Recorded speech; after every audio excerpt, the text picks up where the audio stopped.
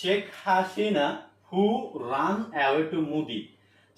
Interrogative pronoun what, where, when, how, which, whose, এই সবগুলোই হচ্ছে ইন্টারোগেটিভ প্রোনাউন, বাট এগুলো আবার রিলেটিভ প্রোনাউন হিসেবেও ব্যবহার হয়ে থাকে।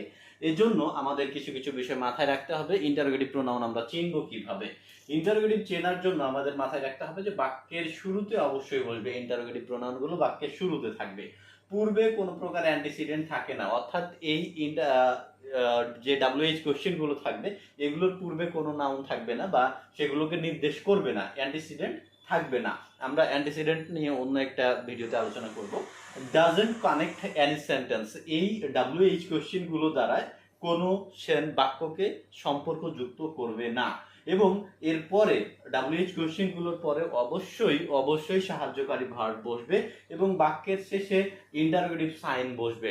যদি কোনো WH কোশ্চেনগুলো ইন্টারোগেটিভ প্রোনাউন হিসেবে ব্যবহার হয় তাহলে অবশ্যই ইন্টারোগেশন সাইন সেখানে বসবে এবং এই ইন্টারোগেটিভ সেন্টেন্সগুলো সব সময় সিম্পল সেন্টেন্স গঠন করবে, এখানে কোনো কমপ্লেক্স বা কম্পাউন্ড সেন্টেন্স থাকবে না। তাহলে আমরা একটা এক্সাম্পল দেখে নিই। হাউ আর ইউ, এখানে প্রথম শর্ত ইন্টারোগেটিভ সেন্টেন্স হওয়ার জন্য বাক্যের শুরুতে বসেছে, সাহায্যকারী ভার্ব বসেছে, তারপর সাবজেক্ট বসেছে এবং সবশেষে ইন্টারোগেশন সাইন রয়েছে। So this is interrogative sentence. Relative pronoun, যে সকল শব্দ দ্বারা কোনো দুইটি বাক্য বা বাক্য অংশকে সম্পর্কযুক্ত করে তাকে রিলেটিভ প্রোনাউন বলে। রিলেটিভ প্রোনাউন এবং ইন্টারোগেটিভ প্রোনাউন নিয়ে বেশ সমস্যা হয় চেনার জন্য। আমরা কিভাবে চিনবো এটা রিলেটিভ প্রোনাউন? রিলেটিভ প্রোনাউন অবশ্যই বাক্যের মাঝে বসে, বাক্যের শুরুতেও বসতে পারে, তবে এক্ষেত্রে দুইটা ক্লজ থাকবে, এটা আমরা আগে দেখতে হবে। বাক্যের মাঝে বসে অধিকাংশ সময় এবং এটার অবশ্যই অ্যান্টিসিডেন্ট থাকে এবং বাক্যের শেষে অবশ্যই ফুল স্টপ বসে। বাক্যের শুরুতে অক্সিলারি ভার্ব যদি থাকে তাহলে সবশেষে ইন্টারোগেশন সাইন থাকে। বাক্যের শেষে ফুল স্টপ থাকে নর্মালি, যদি বাক্যের শুরুতে অক্সিলারি ভার্ব পাওয়া যায় তবে সবশেষে ইন্টারোগেশন সাইন থাকবে এবং এই রিলেটিভ প্রোনাউনগুলো সবসময় দুইটি ক্লজকে সম্পর্কযুক্ত করবে, কানেক্ট করবে। আমরা উদাহরণ হিসেবে একটা দেখি। Modi is the prime minister of India. Modi is the prime minister of India who is boyfriend of Sheikh Hasina. অর্থাৎ শেখ হাসিনা এবং মোদিকে সম্পর্কযুক্ত করেছে এই হু শব্দটি দ্বারা। সো হু হচ্ছে রিলেটিভ প্রোনাউন এবং রিলেটিভ প্রোনাউন দ্বারা এই হু দ্বারা কাকে বোঝানো হয়েছে? মোদিকে বোঝানো হয়েছে। সো এটা হচ্ছে antecedent.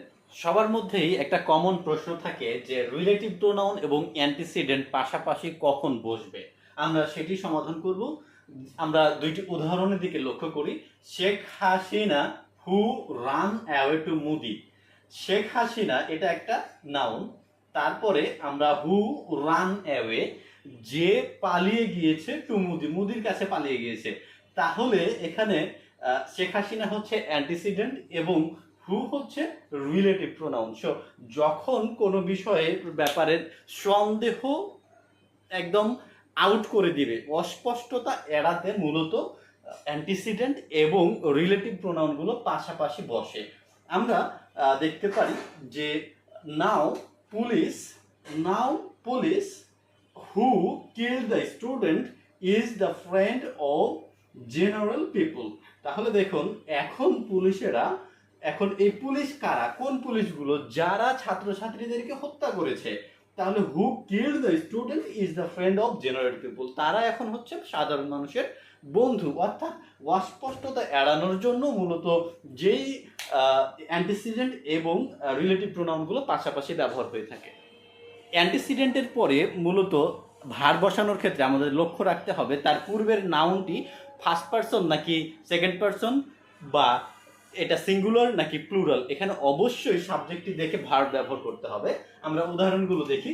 হাউন uncle has been arrested who had a ভাতের হোটেল। আমি এখানে ভাতের হোটেল শব্দটা ইচ্ছা করেই লিখেছি। তো Haun uncle has been arrested, সে অ্যারেস্টেড হয়েছে। তাহলে হাউন আঙ্কেল কিন্তু হচ্ছে কি অ্যান্টিসিডেন্ট। তাহলে হু এর পরে আমাদের যে ভার্বটা ব্যবহার করতে হবে অবশ্যই এখানে থার্ড পারসন সিঙ্গুলার নাম্বার হওয়ার কারণে আমাদের এই জায়গায় থার্ড পারসন সিঙ্গুলার ভার্ব ব্যবহার করতে হবে। আমরা পরের সেন্টেন্স দেখি। পলক ইজ কট আপ। পলক ধরা পড়েছে। Who was the mastermind of internet disconnection. তাহলে হু এর পরে আমরা ওয়ার ব্যবহার করেছি, ওয়ার কেন করি নাই?